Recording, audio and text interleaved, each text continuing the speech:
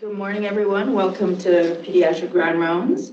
Thank you for joining us online and in person if you are anywhere near the Mill Mountain Conference Room at the Tanglewood Complex. Today's speaker is Dr. Amy Kryder, Department of General Peds. She attended the University of Maryland School of Medicine and Medical System and came to Roanoke straight out of residency 18 years ago. Over the years, she has served in various roles, including as a pediatric hospitalist, clerkship director, and the section head for primary care practices. She is currently a primary care pediatrician at our Botetourt office. She also works extensively with the Virginia Mental Health Access Program, leading multiple educational initiatives since 2019. Please join me in welcoming Dr. Amy Kryder. Good morning, everyone.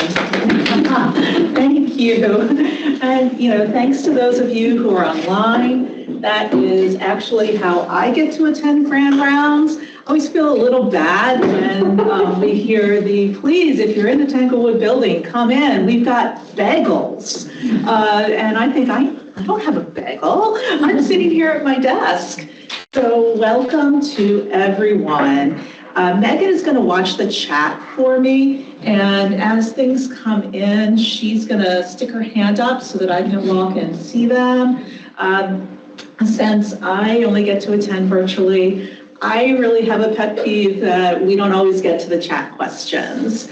So those of you in the room, please ask questions, but we're going to pay attention to everybody today. So I was asked a couple months ago to please present Grand Rounds on a mental health topic. And I thought, oh boy, could you give me something more specific? And they said, no, anything mental health. Great. So I actually chose non-suicidal self-injury. And why did I choose it? One, because it's common. Two, because we're seeing it more and more. I'm not sure it's actually more prevalent than it used to be, but I think it's more obvious than it used to be because of the means being used and because stigma is decreasing and our kids are potentially doing this in ways that are simply more visible. I don't know. That's my theory. I don't have any data that's really hard for it, other than the fact that prevalence hasn't really increased that much on youth surveys in that time that we've been doing them. So why did I choose non-suicidal self-injury? Well, it's not to make you guys child and adolescent psychiatrists. It's not to make all the subspecialists do this, but it's a reason. The reason is because everyone in this room is seeing it. And I bet many in this room and online aren't quite sure what to do when they do see it. So with that, let's get started. And with that, we always have to talk about disclosures. Someone needs to mute themselves. Thank you, Megan. One, I have no relevant financial relationships. I do work for several organizations who are heavily involved in education in the mental health space. And one is actually through a direct contract between the Virginia Mental Health Access Program and Carilion Clinic. Let me tell you about those organizations. First is an organization called the REACH Institute. It has been delivering quite unique, intensive mental health training for those people who do primary care pediatrics for quite a while through its PPP course, which stands for Patient-Centered Mental Health Care in Primary Care. And I actually serve on the National Steering Committee for that course, and I'm faculty nationwide for them. I haven't gotten to travel more than outside of Virginia. They used to go to like West Palm Beach and places in Arizona in the winter, and then the pandemic happened, and I get to present online mostly. So I also work for the Virginia Mental Health Access Program, And that is a program, for those who don't know, that has two arms. One is a provider line where you can call as a prescriber and get a quick, timely, brief consult with a child and adolescent psychiatrist. It's what I used to call the curbside that you did in the hall, where I'd say, hey, Joe, I got this kid with this breathing problem. Can you help me out as the hospitalist? We can also get care navigation services, which are robust and are most rapidly expanding part of the access line, and talk to licensed mental health clinicians as well, trying to figure out what kind of counseling, where to go, diagnostic certainty. The other arm of VMAP is the provider education arm. That is where I live. I actually administer the REACH PPP license for Virginia, and we have a group of faculty and staff who help deliver that. So we deliver it independently. I am one of the co-leads and co-creators of the Pearls and Pitfalls series, which is 7 o'clock at night, every other Wednesday from March to beginning of November for 2026. But we call ourselves the anti-ground rounds. So we encourage you to show up with some wine, a beverage of your choice, kick back. If you're in your pajamas, fine. If there are kids, fine. Just come and learn and join us. And we've got increasing participation in that. It was originally founded as how to do this work and not go home and drink. And so it is support for those of us who are providing this service in primary care that we did not train to do, nor did we really sign up to do, or we would have become psychiatrists, but we need to do it. Then I also am an editor and chapter author for the guidebook, which is an online resource with a lot of topics, a lot of patient handouts, a lot of information. Finally, you guys get a sneak peek that not many people know. We are in the process of writing the next course. So you've taken REACH, you say, but I want to know more. We're writing that course right now. And that will be delivered summer of 2026, specifically in August.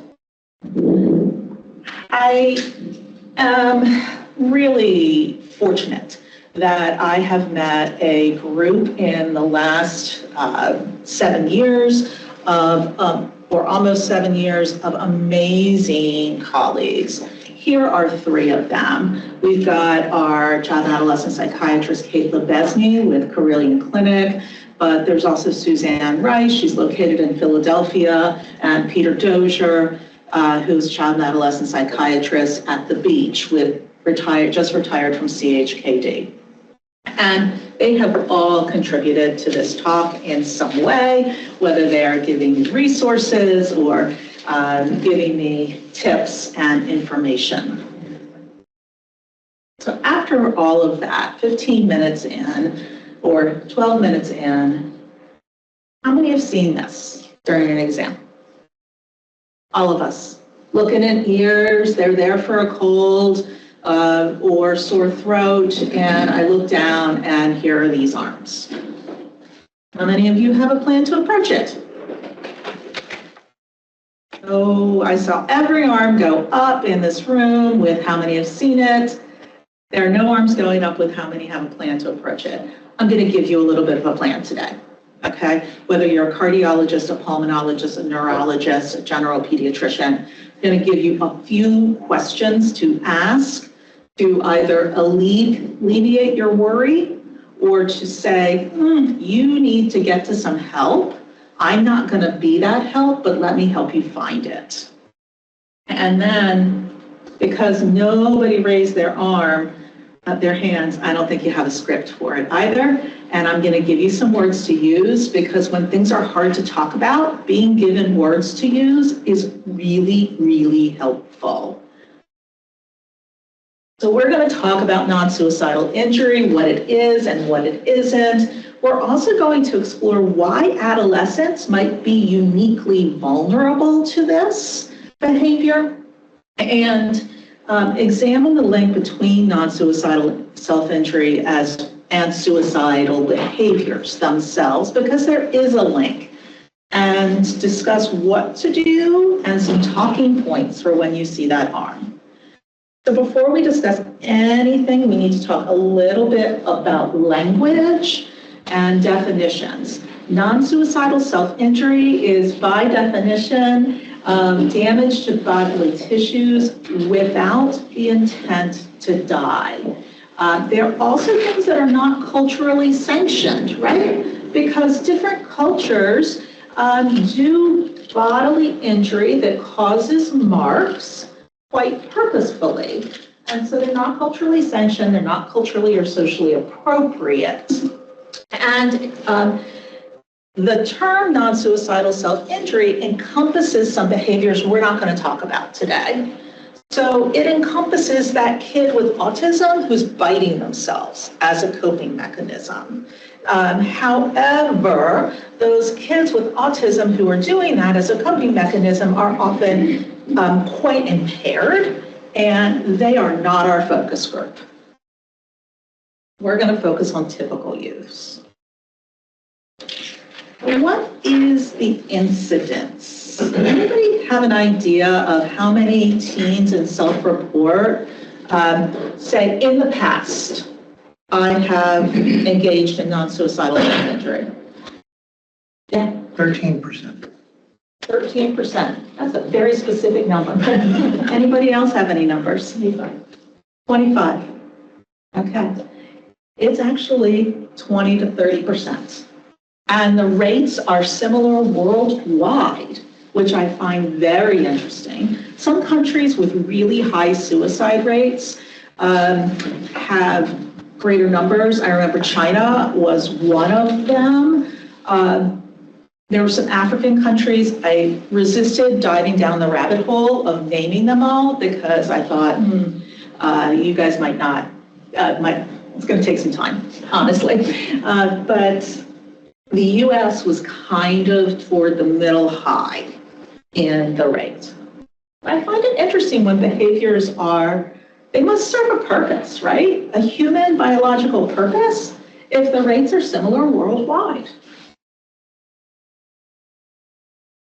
I meant to make you guys show your hands for this, but I forgot. So girls and boys are equally likely to engage in non-suicidal self-injury. Equally likely. Who do we see the cuts on? Girls. So who do we think self-injures?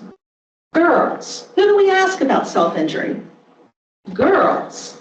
So I'm going to tell you folks that you need to expand your repertoire a little bit, especially for those of us who are doing mental health care. This surprised me when I prepared this talk. And I do this a fair amount. So again, it leaves me to wonder, rates are similar worldwide. Rates have not gone up over years that we have been collecting data in community youth reported surveys. So are we really seeing a true increase, or are we just seeing it more? So what do? There are a lot of methods of self-injury. Most people who are chronically self-injuring are using more than one of them. You guys can read this list. I don't need to read it for you. The stars are next to the ones that are most common. So we know cutting, the skin pickers. Some of them itch. Some of them are doing this as self-injury. The boys especially are hitting, they're bruising, they're head banging. They're doing things that we don't see the injury so much. So females, the means differ by gender. Females do more cutting, males do more bruising, head banging, burning. So I have started asking burning in my self-injury questions. We know that 20% of people who self-injure will start before the age of 12. We know that if our lifetime prevalence in pre-adolescence is 8%, also our lifetime prevalence goes up by the end of adolescence to 20 to 30%. The good news here is many only do it once or twice. They try it, doesn't really serve a function for them. They say, oh, this is kind of gross, and they don't do it again. So glass half full for that, for sure. But the prevalence within the last year of non-suicidal self-injury for adolescents is 6 to 7%. So Joe, you weren't far off in a way. We're going to say you were thinking within the last year, okay, or the last 2 years. It's got a bimodal peak of incidents between 14 and 15 and 17 and 18. So go into high school, go into college, increase stressor times. And there seems to be a critical window. If you don't start this by the time you end your adolescence, very early 20s, you're not going to do it. Kind of like smoking. Okay. So this begs the question, why adolescents? Why do they do this behavior? Well, you know, there's some theories about why they are uniquely vulnerable. They have a self-identity is shifting. They're going from my identity within my family to my identity within my community and my peer group. And that creates distress for them because they don't have those coping mechanisms yet. We may not have given them, or they may not have created them for themselves. So it creates a lot of distress for them, trying to figure out how to cope and navigate that change. And the surging hormones create a lot of distress and emotion. Can folks still hear me? Yes. Okay. So we'll get our slides up in a minute because the next one is visual. Come back on there. Yeah, okay. And so what happens when you have these kids with a big desire for autonomy, they have interpersonal stress plus inadequate emotional regulation skills, they find their own solution. And one of the solutions they find is self-injury. So some biology here. We know from studies that adolescents who self-injure, people who self-injure, have lower levels of endogenous opiates circulating. So what might that self-injury do? It increases the level of opiates available to them, it helps them feel better, and becomes a reinforcing cycle. They also have lower levels of peripheral serotonin. We don't know about intrathecal levels of peripheral serotonin. However, we know that the circulating levels peripherally are there. Functional MRI studies of people who self-injure actually show a difference in the emotional arousal areas of the brain when they simply view injuries of self-injury, images of self-injury. And there are ongoing research looking at dopamine and self-injury because it almost seems to be a compulsive behavior, an addictive behavior, and the HPA axis and cortisol levels.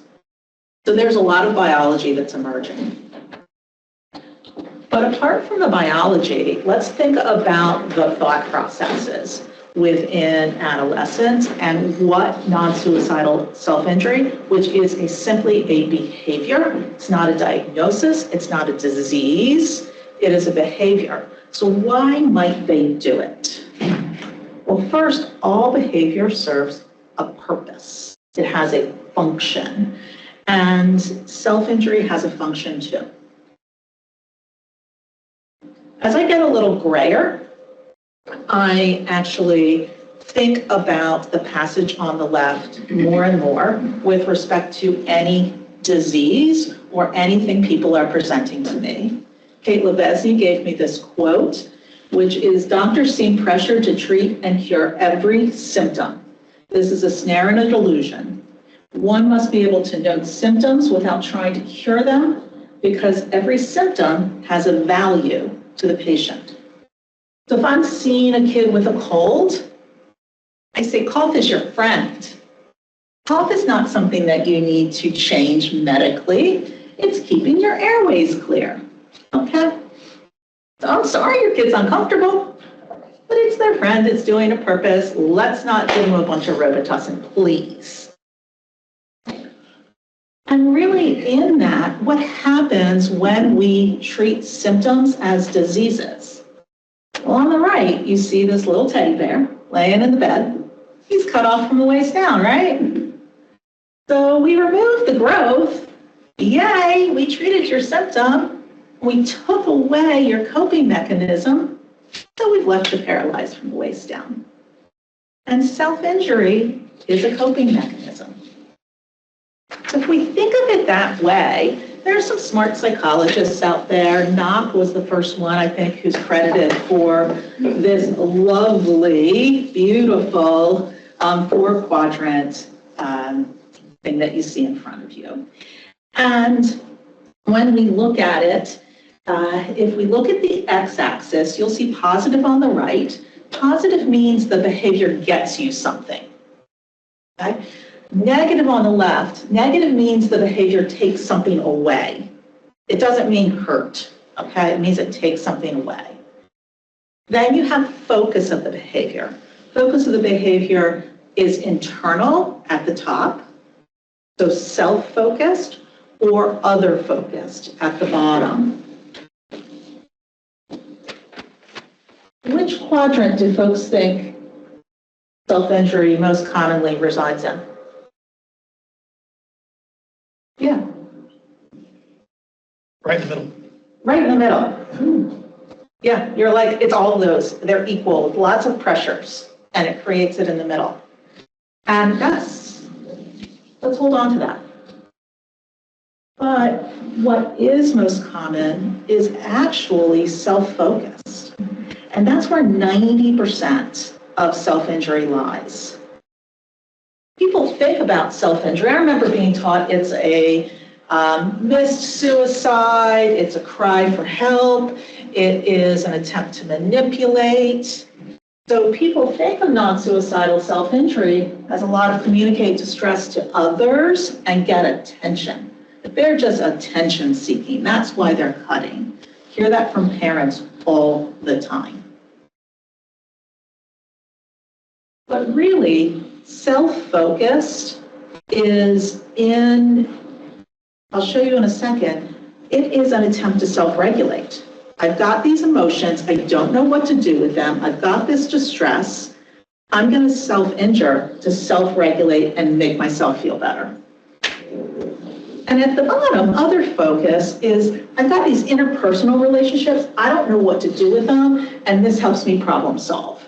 So this helps me get out of something I don't want to do, or it helps me fit into a group of people who self-injure, or it helps me communicate to my friends that I'm in distress. And only 10% are, well, actually 27% are at the bottom. So in that, they have multiple motives, just like Joe was thinking. You got them right. All right. Unfortunately, if you start out down at the bottom of this, if you start out with escape and communicate distress, it serves a function and it can convert to the more internal reasons where the self-injury becomes more ingrained, more intrinsic. The self-injury, I said, is a coping strategy for teens, for adolescents. You can think of it serving two purposes, either providing something positive, giving you something, or taking something away.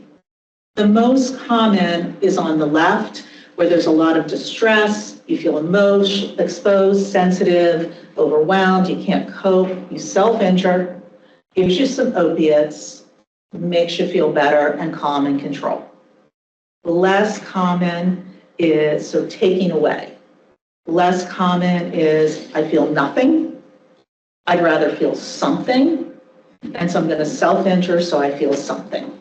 And as I said, it can become this self-perpetuating cycle. probably because of the neurochemicals involved. Risk factors or core difficulties for people who self-injure. I don't like to think of diseases necessarily because that's not the way my brain thinks. So there are people who are having difficulty emotionally regulating. Inattention is actually a significant risk factor. So ADHD, Pearl, risk factor for suicide, risk factor for death by suicide, and risk factor for self-injury. I don't have a frontal lobe, and I can't self-inhibit as well as others can when you have ADHD. And then you have people who don't like themselves or who have a persistent negative worldview and have persistent maybe body images. So they don't like their body, they're harming their body because of it. And they may be lonely, they may have patterns of avoidance. Diagnoses that are linked to this, on the left, we've really got mood and anxiety, that's obvious, it's what everybody thinks about, but a really high rate of eating disorders and a high rate of gender dysphoria in folks who self-injure. Substance abuse is certainly there because it decreases your inhibition to behaviors. And I don't know whether you guys have thought this before, but I always kind of thought of self-injury as borderline personality disorder as well. They do self-injure frequently. It's in their diagnostic criteria and the DSM, but most who self-injure don't have borderline personality disorder. Most who self-injure also don't have a significant family history of dysfunction. So this isn't what your family of origin taught you, and they don't have a significant history of abuse, despite the fact that abuse has a high rate of self-injury. We do have a link to suicide. We know about it.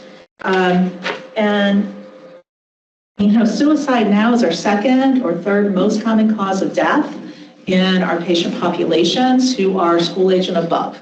So in our tweens, it's probably about third most common. In our adolescents and young adults, it is the second most common. It is above childhood cancer, and we didn't get better at curing childhood cancer over the last 5 years when the suicide is starting to surpass it. How many are committing, I hate that, dying by suicide is the right way to say this. Well, we know 24% will have considered, at least within their lifetime on youth behavioral surveys, of girls have considered, 14% of males.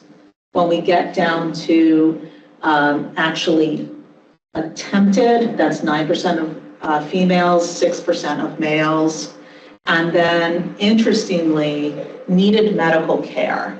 They're the ones who the ER learns about, or who we learn about because their parent brought them in and they want to know about risks of infection or the self-injury being severe enough that it needed medical care, or suicide attempt being severe enough that it needed medical care. That's only 3% and 1% of the population. So the glass half full is most people who are thinking about suicide in front of you, talking to us, are not going to die by suicide. Doesn't mean we don't need to pay attention to it, but it means that it may not be as scary as we think it is. How is non-suicidal self-injury linked to suicide? Well, the most likely people to, of those who self-injure, are the ones who are trying to take something negative away from them. So they have a motivation of emotional regulation, punishment, grounding. However, they are trying to take a negative emotion away. When we think about suicide, they're trying to take something away too. They're trying to end pain and their life, but end pain.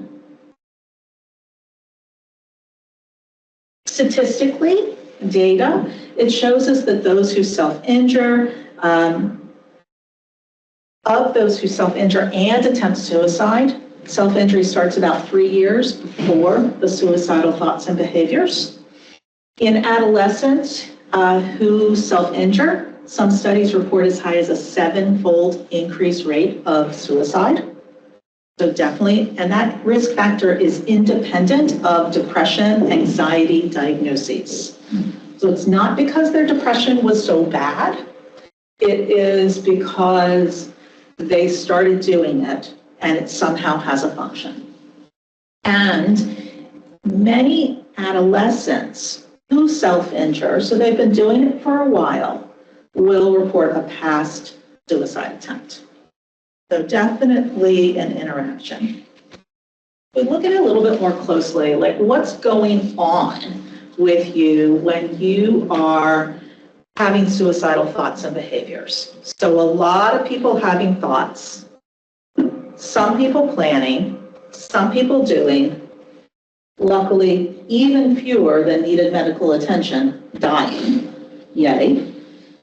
Well, when we are considering suicide, first we think about it, and we plan it, and then we do it. But there is a taboo to suicide in our community. There's human fear, thank God. I don't want to hurt myself. I'm afraid of that. I'm afraid of dying. So how does that non-suicidal self-injury interact with that?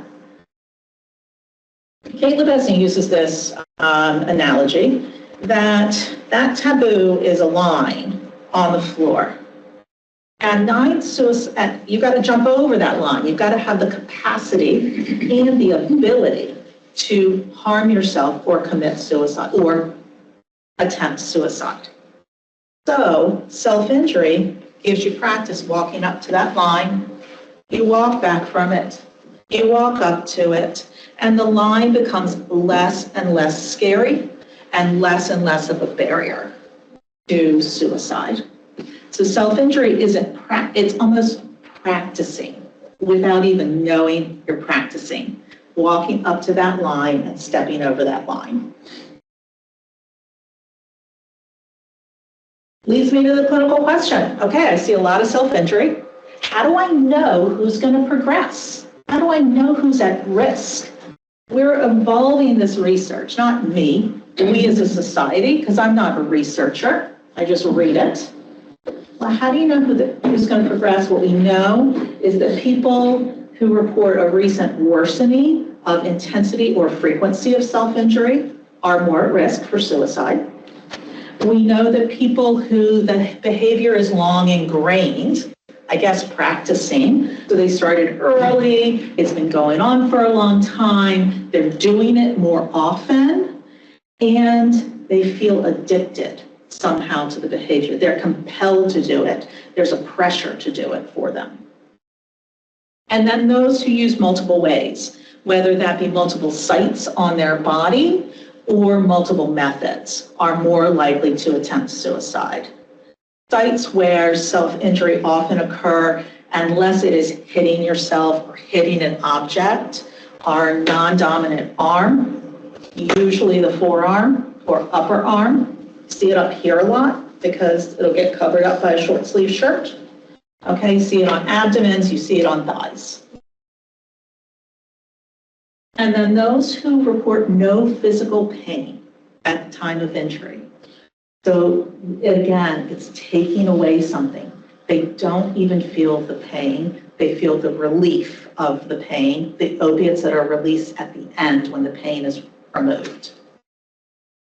And then those who have a high risk-taking or low inhibition state. So if you're self-injuring and you use substances, higher risk.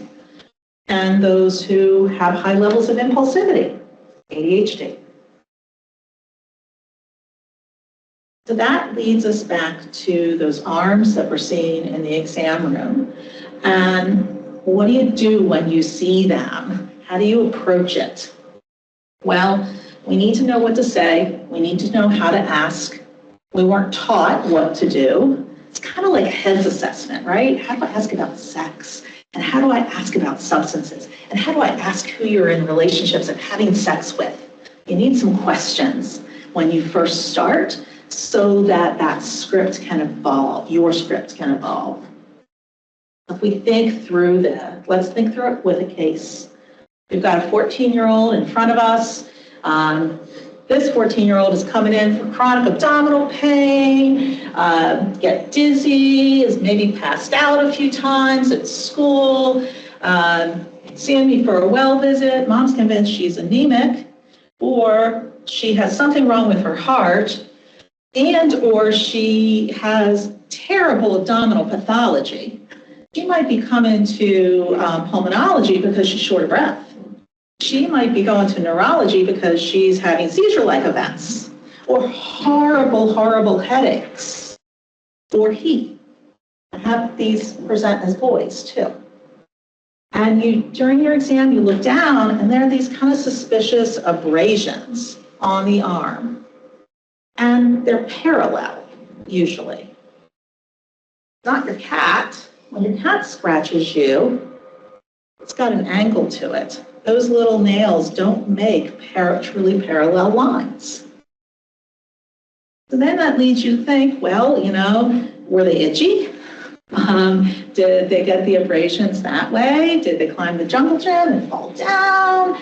But the marks don't quite look like the characteristic pattern of those things. So is this child engaging in self-injury? Is it an unsuccessful suicide attempt?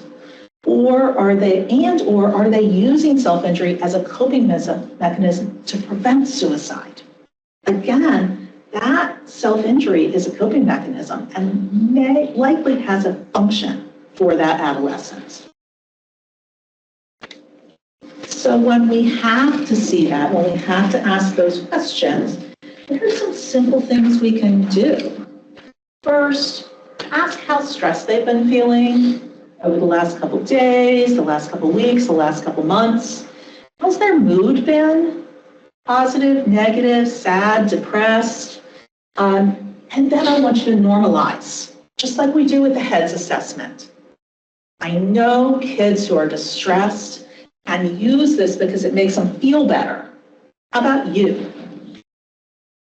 And then, what's the function of the behavior? If they endorse self-injury, then we have to say, how severe is the behavior right now? Does it need medical attention? And second, we have to say, is there a high risk of suicide? Are there risk factors for suicide?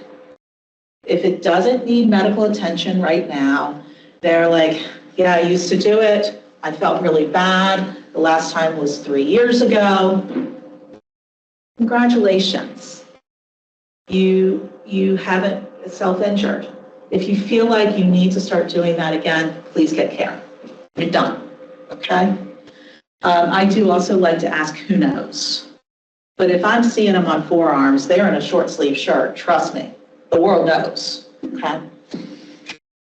So I want to ask if they're newer, if they're current. I want to know frequency, methods, severity. So what's the worst you've self-injured? What's the worst injury you've gotten? Are they using substances? How do they feel about it? Do they have this addictive feel to it? Who knows? Who have they told? Your friends, your peers, people online. Online communities, I'm going to give you some resources, can be supportive and protective for self-injury. Just like the Trevor Project can be protective for our LGBTQ youth.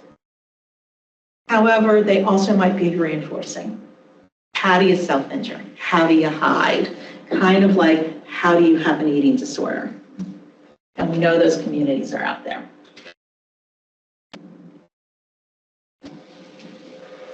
When you're having these conversations and assessing those questions, we need to think about how are we using our words.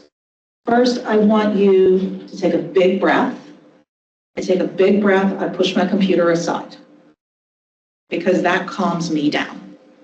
Okay? That's my self-grounding and my regulation. Because you see them, you're scared, you don't know what to ask. Then I want you to listen.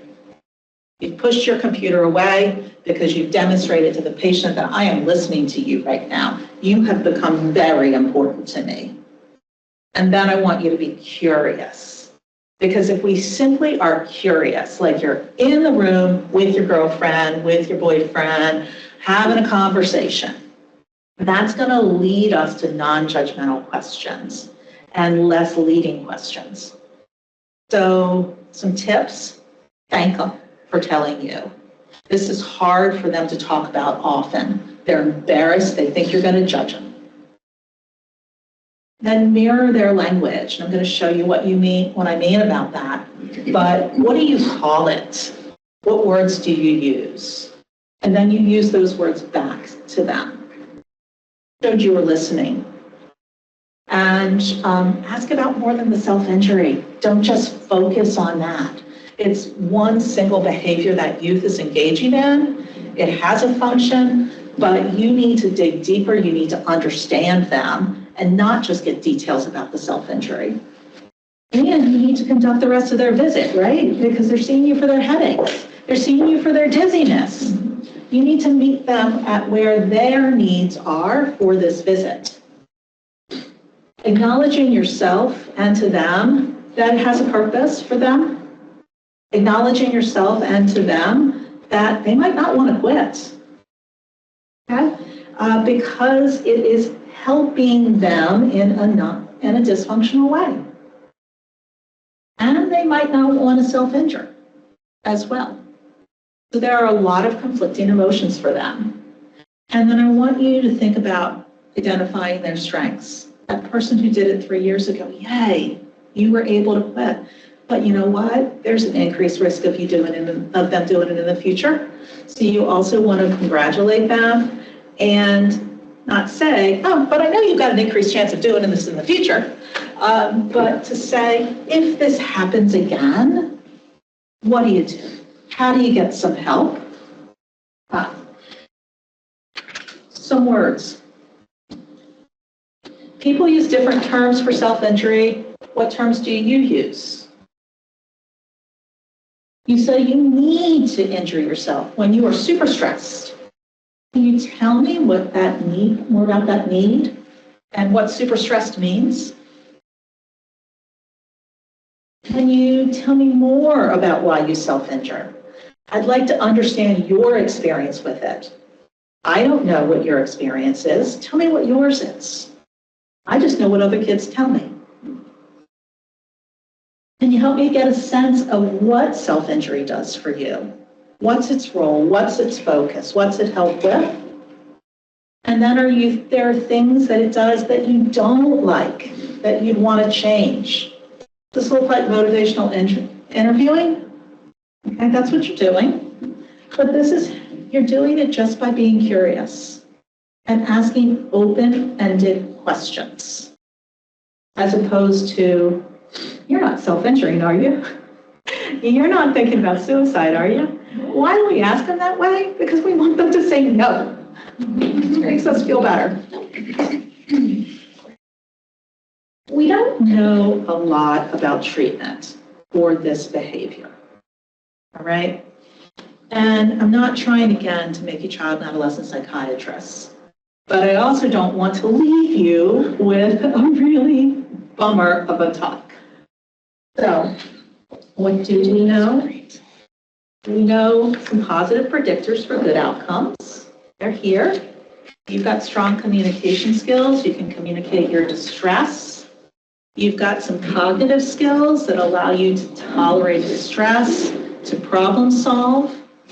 And you've got connectedness to family, to peers, who are positive peer supports. These are actually positive behaviors for suicide risk, too. Positive factors for suicide risk. And then we do have one evidence-based psychotherapy that's very specific. It's called dialectical behavioral therapy, or DBT. That's what the D stands for in DBT. And I looked up dialectic this morning because as I was looking at my notes, I'm like, I don't know what dialectic stands for. I kind of know what dialectical behavioral therapy is. And Webster's says it is the logic of appearances and illusions. logic of fallacy. And so what dialectic behavioral therapy is doing is it's teaching you to hold simultaneously conflicting thoughts and emotions and feelings, and not necessarily acting on them, but just holding them and acknowledging that they're there and then allowing them to go away. Because just like suicidal urges come in waves where they peak and go down, urges to self-injure peak and go down. So we need to talk to our patients about riding that wave and getting through that urge. And if we simply wait, that urge will decrease. So goal is to help manage intense emotions, improve relationships, improve connectedness. Focus is acceptance, so holding and acknowledging the emotion, and some cognitive restructuring. The world isn't always bad. Things aren't always going to go wrong. Things aren't always your fault. If somebody doesn't want to talk to you today, it doesn't mean they hate you. It just means they're busy, maybe. And it teaches skills for regulation, tolerating distress, interpersonal relationships, and problem solving. It was actually first developed for chronic suicidal ideation in people with borderline personality disorder.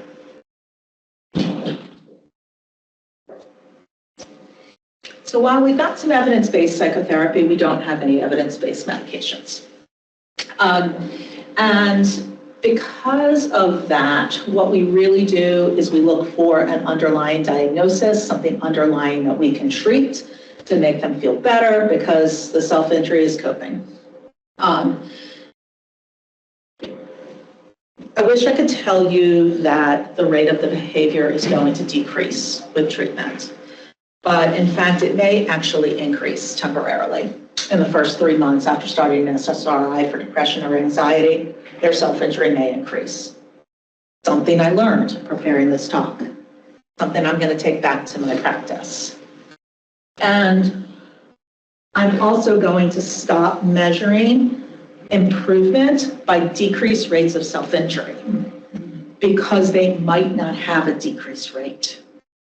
So I need to look at all of the other things for improvement that I normally look at for their depression and their anxiety, or for those of us doing this.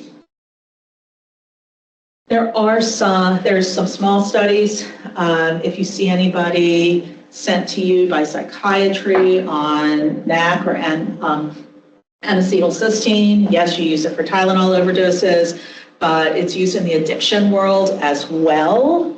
I don't know how it works, okay? But a small study did show a significant decrease, that's not that old, did show a significant decrease in non-suicidal self-injury over an 8-week time period. And their overall depression scores improved, as well as global psychopathology scores improved. So that's kind of cool, right? Because it probably doesn't have a whole lot of side effects. I promised you resources before I leave, and here they are.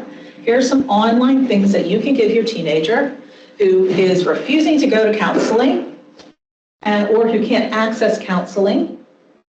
2 are US-based resources, which is self-injury outreach support and safe alternatives. They both give good psychoeducation, but the psychoeducation is more based family focused and caregiver focused and provider focused, clinician focused. One has some patient handouts. The safe alternatives has a lot of videos designed for us on self-injury. So there's a whole series of lectures in there. I really like Life Signs. Life Signs is developed out of the UK. It's improved since the last time I looked at it intensively. They've got the same psychoeducation for everyone else, but they have a lot of information for the adolescent who is self-injuring and a lot of support for that adolescent. Other things you can do, ways to distract yourself, ways to ride the wave. This isn't forever. This doesn't define you. And then really neat, They have ways to camouflage your scars. Things that you can do because you don't want these ugly things on you anymore to remind you of your self-injury. So I think that's cool. You're going to look at 2 articles, and these are short, okay? This guy Lewis is a psychologist, and he's pretty smart in this area. One is a fabulous review article from JPEDS. And I got a lot of information from this talk from that article. The second was sent to me by my friend Suzanne Rice, and that's actually a Journal of American Academy of Child Mental Illness and Psychiatry. It just came out. It's published online before print. And how do you support these patients? How do you talk to them? Okay. I have to ask you some questions for MOC. So, non-suicidal self-injury is typically a behavior intended to elicit attention and or manipulate others. False. False. Yay. SSRIs for depression decrease non-suicidal self-injury when it's present. Maybe. Okay. I thought if I gave you that choice, everybody would take it. Now, I'm wondering, and then of course I've got some references and resources. I'm wondering what questions people have in our last 5 minutes, either online, in the room, be anything. Yes, ma'am. Hi, I'm Rachel Gagan. Just want to point out, I definitely had a lot of kids who hide their cutting up here or upper thigh also, especially girls wear short shorts that just cover that area. But I've also had a fair amount who get away with wearing 10 bracelets. Yep. And only when you're like, oh, that's such a cool bracelet, that you look and you're like, oh. And if they're old healed, then that's a great way for them to be proud and be a survivor. But if they're fresh, it's something worth checking because sometimes exposure gives you everything you need. Yeah. A great talk. Thank you. Thank you. And they tend to be real wide bracelets too. Almost like leather cuffs. straps or Yeah. big watch. Yeah. I tend to touch patients a lot. Just kind of, we touch them for exams. I guess I'm a touchy-feely person and I didn't know it. But I'll often just start the conversation by I touch the injury and I say, can you tell me about that? And that seems to me, I believe, to be an effective way to start the conversation. Yeah. How do you talk with parents about the adolescents' behavior and how to help parents support their children, especially I think sometimes different generations still maybe think of mental health and those issues in a way that is not as accepting or acknowledging that they're struggling with something real and it's not just seeking attention. So how do you talk to the parents? The question is, how do you talk to the parents? And I think it depends on new versus old and severity.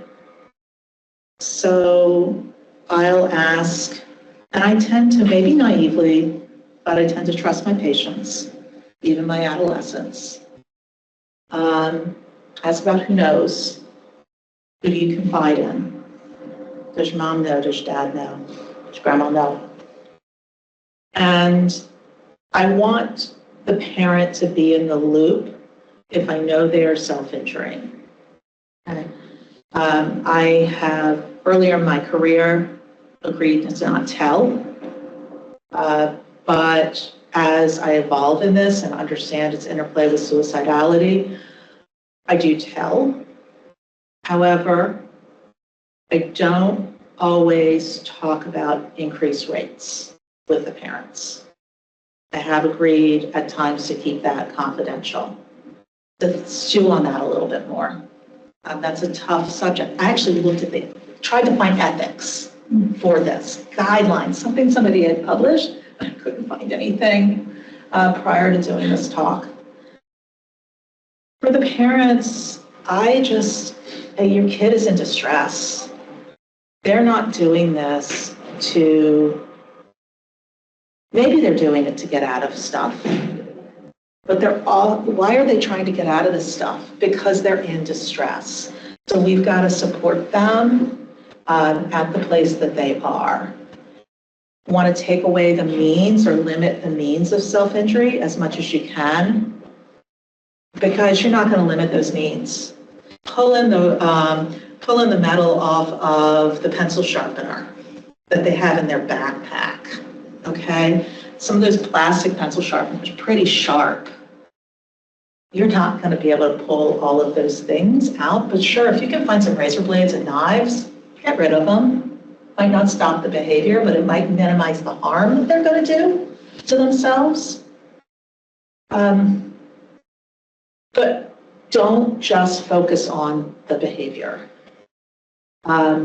Support your kid emotionally and give them coping skills, get them into therapy. Please, even if they're kicking and screaming, get them to go and